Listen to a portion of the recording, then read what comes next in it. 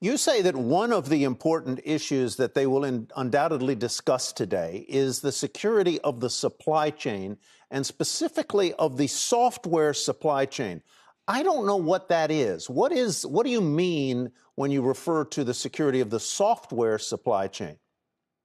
Yeah, that's a great question. So when you look at how we trust our computers, right? I mean, everybody has an iPhone or an Android. They may have a Windows operating system or a Mac operating system. These software developers, facilitate software to all of our systems. They push updates out and things to that effect.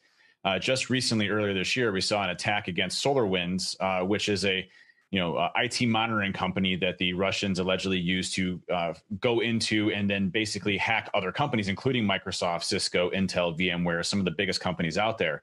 So they use the trusted process through updating to attack, very large organizations, really breaking our trust model. And since then, we've seen ransomware groups start to take advantage of this. Kaseya, another company that was in the managed service provider industry, was hit by ransomware groups that went down to all of their customers. It's a major exposure that we have from our software supply chain perspective because we're so reliant on technology in our businesses day to day that if one of these big companies gets hacked, it is now literally everybody getting hacked now, which probably presents one of the largest security issues that we have and that we're going to face today, which is why we need federal and private sector cooperation to really tackle these issues. And David, I'm glad you brought that up because I was thinking about this case study as it relates to what these people in the room can do to sort of fix this problem. So you have a third-party vendor providing, back office software to dentist's office and accountant firms and things like that. They get hacked or a ransomware attack, they go down.